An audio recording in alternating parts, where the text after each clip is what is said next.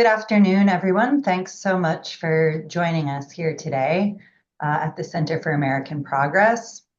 I want to start off our discussion by thanking our co-sponsor, National Security Leaders for America, for partnering with us to host this extremely important discussion. National Security Leaders for America is doing really important work to steward a network of respected military and civilian leaders in the national security space. And again, this work is extremely critical, particularly as we are facing a deluge of news and developments that are impacting our national security. So again, thank you so much to National Security Leaders for America for the partnership. Why are we here today? Again, amidst a torrent of news and developments over the past few weeks, we felt that it was extremely important to pause and reflect on one particular development that took place last Friday, February 21st. Late last Friday, President Trump announced that he would suddenly be removing General C.Q. Brown, the chairman of the Joint Chiefs of Staff, from his position. This was less than 2 years into his 4-year term. Minutes later, Secretary of Defense Pete Hegseth announced that he was removing Admiral Lisa Franchetti, the first woman to leave the Navy, and General James Slythe, the Vice Chief of Staff of the Air Force, as well as the top military lawyers for the Army, the Navy, the Air Force. These are the Judge Advocates General, who you'll hear us refer to as the JAGs. That night, Trump also announced that he'd be nominating retired Lieutenant General Dan Kane for the chairman of the Joint Chiefs. The dismissals have been called the Friday night massacres, really underscoring how important these were and how concerning that these were for our national security. Trump is removing qualified, impartial military leaders, and we need to raise serious questions around who might be replacing them. 5 former secretaries of defense sent a letter to Congress requesting they hold hearings to understand what prompted these actions. We have gotten some justification, but not justification for all of these firings. And we've also seen this in the context of other efforts on the part of the Trump administration to politicize who is actually serving in our armed forces, canceling diversity recruitment efforts, attacking career workforce, banning transgender individuals, etc. Obviously, the politicization of the military is a serious concern for our democracy, our armed forces, our national security. But what does that actually mean? That's something that we want to explore here today. What role do these officers play? Why are they and their independence so important? And what can be done to preserve this independence? To help us make sense of these implications, we're joined by 3 very distinguished panelists. I'm very grateful to all 3 of these senior leaders for joining us today. We have my dear colleague, Rudy De Leon, a senior fellow for national security here at the Center for American Progress. Rudy previously served as the Deputy Secretary of Defense and in other senior defense roles at the Pentagon, as well as had a long career in the House Armed Services Committee. We also have with us Vice Admiral Franken. Admiral Franken retired from the Navy after 36 years of service, culminating as Deputy Commander for the U.S. Africa Command, AFRICOM. Some of his previous assignments included Chief of Navy Legislative Affairs, Chief of Staff for the Joint Staff J5, and the Commander of the Combined Joint Task Force for the Horn of Africa. He also previously ran for office in his home state of Iowa. And finally, we have with us Ambassador John Estrada. Ambassador Estrada was the ambassador to Trinidad and Tobago from 2016 to 2017. He was the 15th Sergeant Major of the Marine Corps, the nation's highest ranking enlisted Marine, serving as a senior enlisted officer to the Commandant. He served for 35 years in senior enlisted roles throughout the Corps, including Marine aircraft units, drill, training, and other recruitment units, and Marine expeditionary units. So Rudy, Admiral Franken, Ambassador Estrada, thank you so much for being here today. Rudy, I'd like to turn to you. As a former Deputy Secretary of Defense, you're at one of the highest levels as a civilian in the Pentagon. You've had a long career in the House Armed Services Committee. Can you help us make sense of this Friday night massacre? What's the relationship between the President, Secretary of Defense, and the Chairman of the Joint Chiefs? and how should we be thinking about this moment? Well, it's an important discussion, Allison. Let me just acknowledge Admiral Franken and Ambassador Strada, who in previous assignment served as the Sergeant Major of the Marine Corps, a very important perspective as the senior enlisted representative of all of the Marines serving in our enlisted rank. Good questions. Let's start at a few things and we'll come down to this, and I hope a lively discussion. In July 2026, our country will celebrate the 250th anniversary of the signing of the Declaration of Independence as 13 colonies struggled to become a country. But today, we're troubled because the last 45 days have not been well. We have had generals who have become president, Washington, Jackson, Grant, Eisenhower, among the most notable. We've had presidents who have had troubles with their generals. Abe Lincoln and Harry Truman come to mind. But now we have steps where a White House, a president wants to become his own general and his own admiral and turn over key positions without really cause. General Brown, the chairman of the Joint Chiefs of Staff and one of the foremost military experts on Asia and the rise of China, the chief of naval operations who has led carrier battle groups, and judge advocate generals of each of the services have been relieved from these most senior positions in the chain of command, really without cause. We want to acknowledge their service and their contribution to keeping the peace while serving our country in these very senior positions. So what's next? It's important that the Senate Armed Services Committee hearings on the confirmation of the potential successors for these capable Americans ensure that their qualifications, their independence, and the integrity of their military advice is protected and reviewed before they are confirmed by the Senate into their positions. Historically, Senate Armed Services Committee has defended and protected the independence of the Joint Chiefs and their military advice. We think of the notable hearings between Senator Richard Russell, the chairman of the Senate Armed Services Committee, Douglas MacArthur, and chairman of the Joint Chiefs, Omar Bradley, in 1951, which really set the standards of the Senate's critical role and the congressional role in national security decisions, and most importantly, these personnel decisions. Equally important as we focus, as Alice noted, on these removals from their current positions last weekend, equally important is to understand that steps are being taken to dismantle the American-led security architecture of the 20th century that was so carefully crafted. The Marshall Plan later became the U.S. Agency for International Development. NATO united the factions of Europe into a committee of interest during the Cold War and since, which has been at the center of a variety of critical decisions. Nothing enhances our security more than sound, solid operational relations with our allies. American-led diplomacy, our initiatives on global health, the distribution of food, regions facing malnutrition and famine have been heroic gestures and sound building blocks of American security and international policy. But in these last 5 weeks, steps have been taken to dismantle these tools, including direct actions against the independence of highly capable senior military leaders in the chain of command. These tools, the balance between the Congress and particularly the Senate and the White House and our military chain of command.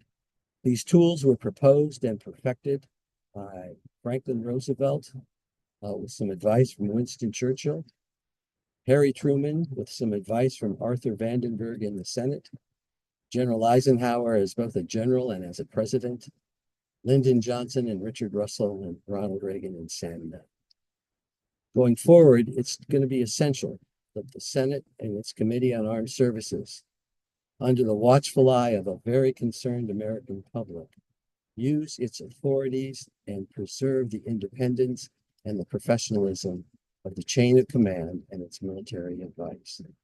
And so that I think will be the key next step, confirmation for the successors, nominations, and then we need to have a clear debate on the role of the political leadership and the military leadership and the advice that they receive. So I thank you, Allison, for all that are joining in this discussion, and I thank the Admiral and the Ambassador for their coming participation too. And thank you so much, Rudy. And I'd really like to come back to this question of the role of the Senate in confirmations moving forward. I want to remind the audience, if you have questions that you'd like to pose to our panelists, please do use the Q&A function, and we'll be coming to audience questions a little bit later in the discussion. Rudy, I want to reflect on something that you mentioned regarding the security order, and I think it's really important, as you've reminded us, that many of the alliances that we currently see being undermined, these are not abstract concepts. These are very important to protecting the safety and security of Americans in a way that we have come to depend on for many decades. And in many ways, we think about the independence of the military similarly. This may be something that we have taken for granted, perhaps, because we haven't known the type of unprecedented actions that we saw 2 weeks ago. And Admiral Franken, I'd love to turn to you for a bit of reflection. I mean, in your role as a former senior flag officer, can you speak to the importance of a nonpartisan, professionalized military? How important is it that senior officers are able to act, make decisions effectively without the fear of reprisal and political retaliation? Well, thank you, and it's good to be here. Hello, everyone. This is a very august group, and I'm pleased to take a moment out of what I'm doing here to do this. So, you're first of all, you're using the right terminology, that nonpartisan. So, the military has a political arm to it, obviously. You cannot have a military the size of ours and not have a political element because of our budget is the largest portion of the discretionary budget. What we spend money on affects various areas of the country. And since the beginning of our government, politicians have tried to saddle themselves up to the military because of our high approval rating in society. So, so we have to be in uniform aware of the political environment. And frankly, the values that we possess, nurtured in ourselves, and the business of national security, that distance in between is oftentimes politicized. So we try to be nonpartisan. And where we get in trouble is where we become partisan. And that's what we need to stay away from. So how, as a senior military commander, how do you deal with that, from whether you're in procurement matters or you're in operations afar? First of all, as an organization, since the beginning, I think, are better informed than the average person on the street in terms of the consequences of our actions and where the United States standing is. So just that awareness of you realize that what we do has reverberations back at home and abroad. And as Clausewitz says, combat is the ultimate political act. And the reflections of that combat, foreign affairs, are only domestic affairs projected outward. So we are integral to that. How we keep from becoming politicized in a bad sense is by regulations such as hatch violations. And we've seen this violated quite a bit in the past couple of years, and oftentimes by military people unknowingly.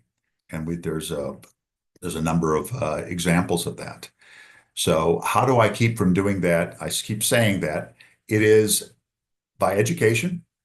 and by just ensuring that your staff comes to you with a pure concept, and that's bubbled up amongst numerous staff members, and it's up to the commander to ensure that you're doing the right thing, him or her, to be aware of the political environment, but not to be partisan. Thank you so much, Admiral Franken. And Ambassador Estrada, I'd love to ask for some of your reflections on this as well. As a sergeant major in the Marine Corps, you were a senior enlisted advisor to the commandant.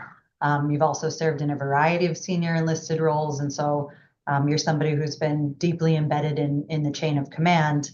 You know, as Admiral Franken laid out, you know, it's so important to ensure that you have the trust that you will be acting in a way that is nonpartisan, that's independent, and that you could be receiving and delivering correct decisions. So I'm curious how you see these actions potentially impacting that trust and the ability to lead. Allison, again, thank you for having me. Great to be with the other two panelists. So I have served, I want to say from back 1995, I became a command, as the Army calls it, command sergeant major. So sergeant major for an infantry battalion, the 2nd Battalion, 1st Marines. So that's where I really stepped up in that leadership role. I think most of the young people who come into a service, and those are some mature ones that are within the ranks that has been there for a while, they will do whatever leadership asks of them to go fight and win battles for our nation. They have that implicit trust for that leadership. So they will do it. They have a belief that the orders that are given to them, those orders are legal, it's ethical, and it's moral. And they believe that their senior leadership has no other dog in the fight more than to go fight and win battles for our nation. And those soldiers, airmen, sailors, they will follow those leaders to the end of the earth. So it's important to have that trust. And my role as Sergeant Major of the Marine Corps and as infantry battalion sergeant majors on numerous deployments, I would look these young people in their eyes. Most of them were young, doing from 03 to 07. I tried to speak to every Marine that was going into battle during those years. I was all over the place, and I would look them in the eye, and I would remind them what they were doing. It's not their jobs to question policy or whatever. We are apolitical. That's how I grew up, apolitical. Politics, never discussed within the ranks. And they would go out and do whatever. Now, once you start having the impact from what's going on, they start seeing up the ranks what's happening. It's going to impact their morale. It's going to impact their effectiveness in training and on the battlefield, and their overall efficiency. That there will be that fog. Are these orders, are they legal? Is my leadership doing this because they're looking for political gain, a promotion, or a next assignment? Or are they doing this because they are concerned about that sacred oath that their leadership and them took towards the Constitution of the United States? All of this together, again, if that trust is not there, those young men and women and those mature ones that's already in the rank, it will, again, affect how they perform going forward for the future fight. Thank you so much, Ambassador Estrada. And I think you've really touched on the crux of the concern here, is how important it is that our armed forces and all of our national security leaders trust that orders are legal, ethical, and moral. And of course, the JAGs have an important role to play there. Yes. And Rudy, I'm wondering if you can, for those who may not be sort of familiar with where the JAGs fit If you could explain a little bit more about why these positions are important. Again, I think we've seen a good deal of attention on the dismissal of some of the Joint Chiefs, maybe less so on the JAGs. And I know we were discussing this before we went online, but we also haven't heard much from the Trump administration to justify why they would be dismissing the JAG. So would love some of your reflections there, Rudy. Sure, Allison, and Admiral and Ambassador, thank you for those comments, David. Right on.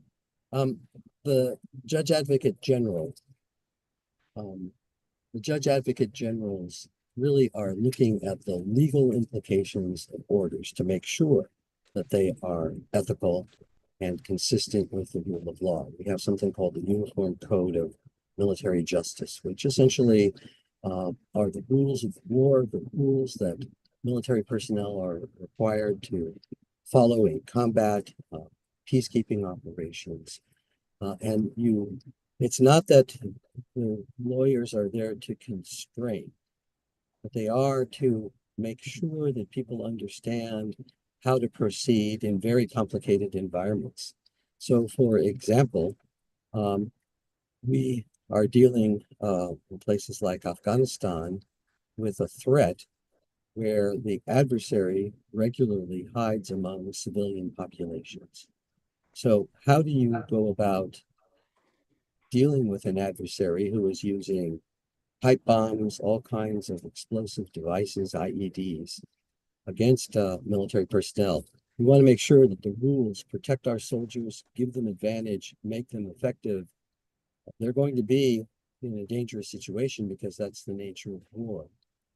At the same time, we want them to be able to deal with a civilian population that is often looking at America and its allies for protection against some of these adversaries. So it's not that you call your lawyer in the middle, you call your sergeant, you call your leaders when you need to know, are you moving forward or holding in position? But it's an extremely complicated environment, fast moving. And this gets into, under the Goldwater-Nichols Act of 1986, and I'll read directly from the authorities. The chairman of the Joint Chiefs has 4 duties. He is the chairman of the Joint Chiefs. He is the single senior ranking member of the armed forces. As such, he's the principal advisor to the president as well as the Secretary of Defense. He is to seek the advice and consult with other members of the Joint Chiefs, members of the combatant commands, of which combatant commands are really the in-field leaders of military operations. And when the chairman JCS presents his advice, he presents the range of advice and opinions he has received, along with any individual comments of the other JCS members. So in other words, he doesn't just simply present his own thoughts. He is really seeking the advice across his spectrum. So from the other Joint Chiefs, from the combatant commanders that are in the field, and combatant commanders who are dealing with their operations chief. Admiral Franken was the J5, that's the policy side, the diplomatic side, the integration with our allies. All these things are going on simultaneously, and that's why you need highly capable people of integrity in those positions.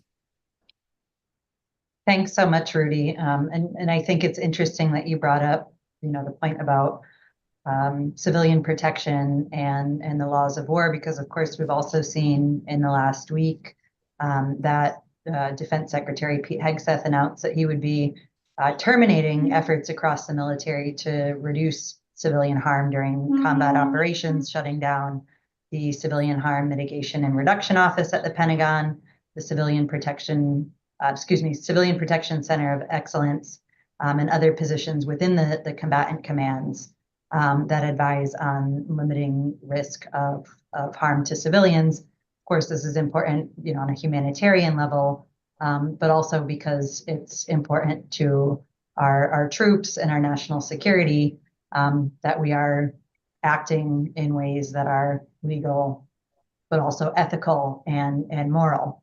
and Admiral Franken, of course, in your roles, you were thinking about many of these aspects and working in different capacities with some of the JAGs. And so I'm curious to get some of your reflections, as a high-ranking officer, needing to make difficult decisions. How did you, rely on some of the advice of the legal advice of the JAGs? What did that actually look like in practice? Well, Allison, I was not aware of that, of what you previously said regarding the disbanding of those offices. You need to know that in restricted warfare, which is what we conducted for the last 15 years, it wasn't unrestricted. And just in general, in conflict, for every service person killed, generally speaking, and it doesn't happen initially at combat, but over time, 4 civilians die as a result of that conflict. And so there'll be reverberations resulting from conflict in Asia, in the Middle East, in Iraq for years to come, and maybe even a decade. So and you're asking for significant soldier problems with PTSD if you are willy-nilly in the field, and that measure to mitigate, to step aside from mitigation, is asking for long-term problems internal to our nation. And I am sure that the lawyers that I know would categorically say, boss, don't do that. But as we all know, lawyers give advice, they don't give direction on matters. And it's up to the commander to be the wise person to be able to judge that very fine line. But that is not a fine line. That is a gross negligence that I hear. Regarding the JAGs in my command, the military is blessed with phenomenal lawyers. And a lot of it has to do with the fact that we can pick and choose who comes in. And we generally speaking, have creme de la creme coming out of high school classes and college classes and law school. And these lawyers specialize in particular areas, such as the law of armed conflict, which includes rules of engagement for particular conflict. And having been much involved in this for far longer than anybody announced in DoD thus far, in civilian areas have done this, I can tell you that ensuring that your lawyer understands the fine line between lawful engagement and unlawful is paramount to the reputation of this country. And so when I did operations, I had a lawyer right next to me. When I traveled internationally, I had a political military advisor with me at all times, and a cultural person next to me with proper language skills. But when you're moving assets, when you're affecting people at the edge of our spear, you've got to have a lawyer nearby, because that balances your morality. It ensures you stay within the confines of the law. And it's particularly harmful when leadership is stepping aside from having one of those principles of, we do not harm those who need not be harmed. And I'll go to my grave saying that. Thank you so much, Admiral Franken. I think you're touching on a point that has come through on all the interventions so far, and that has to do with the way that our armed forces conduct themselves, whether that's on the battlefield or in any other national security role. And that is one of deep pride, but also with a sense of professionalism, and really being able to act as effectively as possible. So Elsa, may I interject? I'll give a sample for the listening audience. You as the commander are very much engaged in eradicating a terrorist operation from a particular country, specifically in a couple of cities. Your force amounts to the US force, which is usually very small and very direct, a large intelligence collection to include civilian and military and agency, foreign agencies, various clans who participate on your side sometimes and off your side others, foreign militaries, odd detachments of host nation troops, and you as the commander have to corral this. And you ensure that everybody lives by your code of ethics and rule of engagement, because it all comes back to you. And human nature is such that if held to account and made aware and are shown the difference between what's prudent and what's imprudent, what's lawful and unlawful, and having a sense of values, humanity makes a good soldier.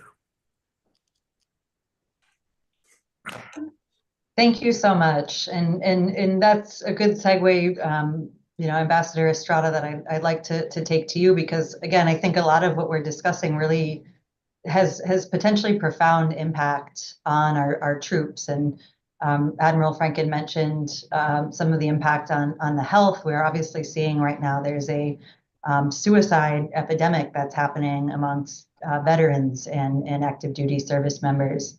How do we think about morale? How do we think about the health of our service members if there are these continued concerns that they may either be put in a position to carry out orders that are immoral, if they are put in harm's way unnecessarily, or even just being at the center of what's perceived as these very politicized kinds of fights that we're seeing? I think what you're seeing is uncertainty at the very top levels of all the militaries, uncertainty with the leadership, uncertainty with the subordinates that follows that leadership. Those in leadership positions are probably concerned. I can't speak for them, but I speak to a lot of veterans and stuff I run into. They're concerned, if I am not politically correct, I may not have a position or career later on down the road. And here's the troops, the subordinates, are questioning whether that leadership sincerely cares about the Constitution and doing the right thing, or are they concerned more about their next assignment? Are they in favor with whatever political party might be in power? Another impact in a negative way, we have lost, and it looks like we will lose some more experienced people, that all this experience and knowledge that has been honed in battle for almost 2 decades. We're losing some of these people. And that's going to create an opening for our adversaries. Our adversaries are sitting back and watching this. Our troops, again, it gives our adversaries the edge. Morale is in flux right now. Morale is low. It's not as high. There's a lot of uncertainty on what's happening. That trust and confidence that was there before, I'm sure a lot of it is still there, but if this continues, it's going to erode. That's just the way it is. And young troops, our leadership will be questioning this. What some of the other impact? In battle, you may have some hesitancy on doing certain things in battle. That hesitancy may cause innocent lives, as Admiral Franken just mentioned, of non-combatants, or it could cause the lives of our American service members because of a little hesitancy. Should I do this? There's going to be concern. Or what you could have is our troops acting hastily and do some terrible things on the battlefield because of the perception what this leadership may have wanted.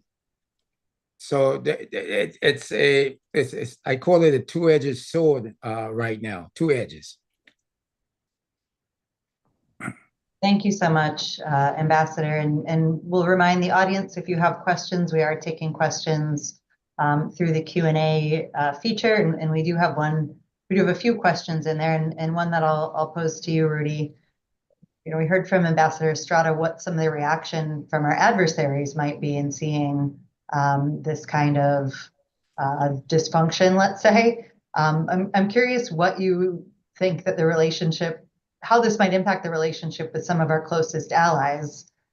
You mentioned some other activities that we've seen on the part of the administration to undermine trust, but particularly if we're thinking about the importance of alliance and how our allies might view an independent military with which to align, what concerns might you have about how this further impacts those alliances? I think, as the Sergeant Major referenced, there's this issue of uncertainty, definitely uncertainty with our allies in terms of where we stand. Are we committed to NATO? What will be next?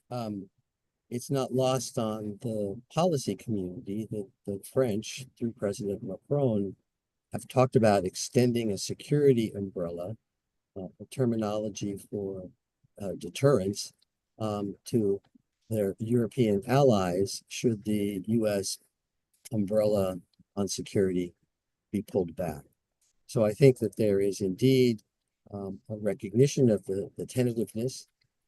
We see that His Majesty King Charles was briefed on this and was promptly out with overseeing British military operations at sea late yesterday. So I think folks are trying to figure it out. The Americans led a coalition to support and to provide logistics for Ukraine as it tried to hold its ground against a larger and more mechanized Russian force. It's been a long struggle. Some of our team members here at the center have gone, and one of them talked with a Ukrainian soldier who had lost an arm in battle and said, "We are paying a big price, but we hope that you stay with us." So as we are actually close to a environment where there could be some kind of peace negotiations, we've created a turbulence that is confusing, when instead the certainty of the U.S. commitment should be solid and the foundation for any going forward negotiations. So it's as I say, it's a 45 days unlike anything we've ever seen in the past. Thanks, Rudy. In the latter part of our discussion, I'd like to turn and start thinking about how we might see things play out from here. We had one question from the audience that I'll actually pose to all three of you, which is, with the removal of the JAGs, potential for questionable orders, how should the American public be thinking about the ways that the military might be used moving forward? What should we be most concerned about? And we had another question, which is, what latitude do officers have to refuse to obey orders? Is that something that we could see? So really kind of broad reflections on what would you be seeing over the next weeks and months that you'd be most concerned about? And again, in what position does that place both officers and enlisted? And Admiral Franken, I'll go to you first. Okay, yes, so thank you. So the order has to be lawful. And the understanding of whether it's a lawful order is where the Judge Advocate General comes into play. And you, as the commander's understanding of the lay of the land and the rule of armed conflict and what is your mission there. To your point, to your question about what is the biggest fear as we go forward, it is the United States military being used for political purposes, partisan political purposes, I should say, domestically. And also that includes such things as large-scale procurement of large ACAT programs that affect one area of the country and not others. Going forward, I would impress upon the commander that history often judges the military commander, that history often judges very harshly. And what is a knee-jerk reaction, which may feel satisfying for the moment and be very savory for social media, probably is a twitch which you shouldn't act upon. And I like the more deliberative course of action when you can be more contemplative. And I do not like this flurry of administrative actions that mostly lead to ill effects for the long term. Thank you. Ambassador Estrada, I'd love to put the same question to you. I mean, what over the next weeks and months, what would you see that would be most concerning? And yeah, how should great question. I really like this one. I like them all. So I had the opportunity as a young Marine to serve eons ago in 75, the Philippines. You had a dictator, Marcos. His military was on the streets. There were curfews. I pulled duty in that country. I saw how those people lived. They had to be off the streets at a certain time. They were told exactly what they do or don't do. Military took over policing. So that always stuck with me. Fast forward, I am the ambassador to the country of Trinidad and Tobago. They are having some issues now, looking at the diplomatic side with crime or whatever. And I am cautioning them from the American perspective, as the American ambassador, talking to them about our values. It's not a good idea to put your military on the streets to do police work. That's going down a really, really bad rabbit hole. And I work with them. We got them the assistance they needed. They resisted putting the military on the streets at that time.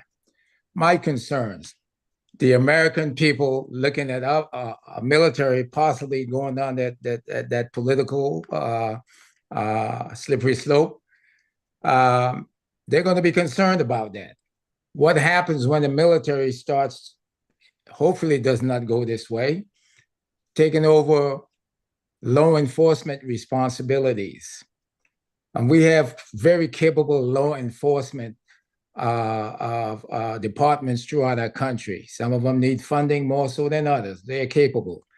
If we start using the military, you're going to put that commander on the streets, the subordinates they lead, in a position possibly to put down protests, legal, authorized protests, because maybe some political party, whatever side, does not like it. And these troops will be in a position, this is my neighbor. This is my family member out here. I really don't know if I could do this. So I see that conflict that will come out of it. I see nothing good about that. A military should not be doing law enforcement. This is what American diplomats preaches around the world. And most countries adhere to that. You got some rogue ones that do not. And what do they have? Military state. That's concerns I think American people have watching how this is going. Hopefully it does not go that way. Thank you, Ambassador Estrada. And Rudy, I'll turn to you. What will you be looking for over the next weeks? And I'll also, I want to come back to this point that you made at the beginning about the confirmation hearings, the role of the Senate. What questions should the Senate be asking in some of these confirmation hearings to ensure that we are getting the right people into these positions? Yeah, no, I thought that the ambassador's last comment, that you can't be sort of herky-jerky. You can't make this up as you go along. You have to plan out critical decisions. And that's how all of this advice comes down to something that's created called rules of engagement. But they're the result of planning, and you know in advance what you're prepared to do, what you don't want to do. You obviously, American leaders and our sergeants and our field officers have great expertise as when to make decisions on their own. That differentiates us from other countries. But you can't just simply make this up as you go. Just one last thing with the Admiral before we enter the broader questions, because the Admiral was the previous number 2, the deputy at AFRICOM. There's been discussion from the administration about disestablishing that operation.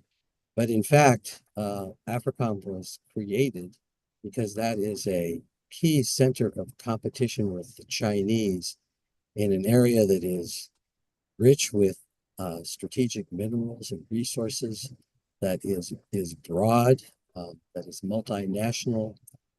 And so I think that there's a critical role for AFRICOM in terms of building military to military relationships, something that's easier to talk about than actually do. But that this concept that somehow we can leave Africa, if we do, we'll just leave it to the Chinese. So if he had a brief response on that question. I'm happy to. First of all, Joan, ACAT, I'm very sorry that I used a military expression, is acquisition category. ACAT 1 being very big bucks and ACAT 2 and 3 alpha, et cetera. You need not know that, but I'm sorry for mentioning that. It's acquisition thing, big buys like aircraft and ships and stuff. Mr. Secretary, I had a choice at one time in my career, be an admiral on a strike group or be the ground commander in Africa. I chose the ground commander in Africa principally because it was a more edgy job, but also because it surfed the edge between combat operations, humanitarian development, and all of those tenets that the United States is good at doing, and the things that we should be doing in a continent that has huge potential. A place that is at 1.3 billion people or so, and will soon be the most populous continent, second only to Asia. It has 40% of the untapped land for agriculture in the world. It can be the breadbasket of the world with proper development. And its people, categorically speaking, need help. And from a climate perspective, I mean, it goes on and on. This is why I thought Africa was important. So stepping away from it, that is a temporary condition done by individuals who are more concerned about other areas of the world demanding our attention. And I will say that that's penny wise and pound foolish, because Africa, in my estimation, is the continent that has the long view of things and has the most potential. So that's my 2 cents. Thank you. Yeah, and happy for your next question, Alice. So we have about 10 minutes left, so I'd love to do a last round, and we've gotten a lot of questions from the audience. I think folks are really eager to know what can they do to help to ensure that the military remains independent and is able to act most effectively. Again, I know we'll have confirmation hearings come up, so if there are particular questions that you think would be useful for audience members to be writing to their senators to ensure that they ask, are there particular messages that the audience could be giving if they know people who are serving in the armed forces? Really, if there's any kind of call to action that you might have for the audience in these last few minutes, I'll just do a round robin to everyone, starting with you, Rudy. So I think the Senate hearings need to do oversight. They need to be comprehensive, and then they need to look at the qualifications of the candidates who are nominated. And this should not just simply be one round of questioning they really need to spend some time in a discussion on policy and why the incoming will be different than the persons that they're replacing, because the persons that they are replacing are all individuals of exceptional qualifications and exceptional integrity. Thank you, Rudy. Admiral Franken, what advice would you have to our audience about how they could be more engaged? And you're muted, Admiral Franken. Sorry, beg your pardon. The secretary hit upon the confirmation issue. What people don't realize is the confirmation hearings that are happening on the Hill are one round, 7 minutes. That's it. No follow-up questions. This is absurd. If you look at what was done with a contentious choice for Secretary of Defense, such as Secretary Hagel, a friend of mine, he went around and around and had a very difficult confirmation process that he ultimately got through. But if our candidates in this administration had that same level of attention, I believe the populace, the citizenry of America, would be much better informed and less worried about how they're going to act, or perhaps more so. I would urge the citizens to write their congresspeople and to write in local newspapers. I'm a fan of local newspapers, and I believe it's really a travesty that we've walked away from that. Social media is generally an echo chamber. X has become this odd thing where bots and people with multiple identities yell and scream and say absurd things, and most of it is not true. It's fundamentally flawed. Those people who get their information from social media, that non-peer reviewed, non-substantive social media, are causing large problems in their belief systems, and they're fueling the dissension that we have in this country. So I would urge you, and I've had a little bit of experience of this in running for office, that you need to speak outside of your friends' network. Whether it's the school board, it's the place of worship, it is where you work. When you have those opportunities, make sure a balanced, kind, broad-minded, and altruistic perspective is offered. And when the information is not correct, or you know it's not correct, demonstrably false, ask, where did you get that? Because that certainly doesn't sound correct to me. Chances are you'll say, oh, I read about that. You'll get a reply that is sweepingly irresponsible. And that diminishes that person to a point where perhaps the next time they won't say it. I would urge you to stay engaged. Don't retract. Lean forward in this. It's our nation. This is our legacy. This is happening in our lifetime. We are doing this to America. The divisions in America today are ours. And it's ours to fix as well. Never has it been this raucous, and we need to fix this. Thank you so much, Admiral. Ambassador Estrada, I'll turn to you with the last word. What Okay. advice do you have for our audience? Admiral, you said it very eloquently, right on point. What I want to touch on is a concern of all what's happening here the past few weeks, the impact it has on recruiting. Recruiting for the U.S. military right now is especially challenging. It has been for some time. What's happening will impact it in a negative way. Future recruits will ask the question, and their families will ask the same thing. Why should I join the military? Is the military going to take care of me? Should I go into harm's way and get injured? Are they going to take care of my family if I should die? Why should I make this sacrifice? Again, will they take me in because I voted a certain way? Are they going to be looked at, their backgrounds? Did they vote Democrat, Republican, Independents? That should have no bearing at all for the people that wants to serve. So my concern is what's happening has a direct impact on retention and new recruiting. The professionals that's, again, looking to be retained, they have those same questions. Is my vote going to count against what I continue to have a career? Will I be taken care of? So that's my concern. Continue. I would advise, write to your congressman, show up at these town halls. Admiral said it, do an editorial in the newspapers. And as I do, I speak in front of veteran groups and such. So that's the best way to do it, attend some of these meetings. So that's my ask. Thank you. Thank you so much, Ambassador. So we've gotten some good calls to action here. Write to your elected officials, especially those who are sitting in the Senate.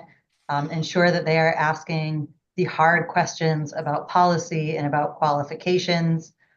Speak out in the local media, show up to town halls, and as Admiral Franken said, reach outside your network with messages that are kind and balanced, but also bold. This is our country. These are our armed forces. Many of these are our brothers and sisters in uniform. We need to make sure that we are not cowering in fear, but continuing to use our voices. And I just want to thank so much National Security Leaders for America for, again, the partnership in having this conversation, and to our panelists for using your voices in ways that are beneficial to our democracy and our national security. Thank you so much, Deputy Secretary Rudy DeLeon. Thank you so much, Vice Admiral Michael Franken.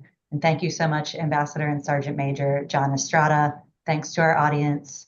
And we will hope to see you all again soon.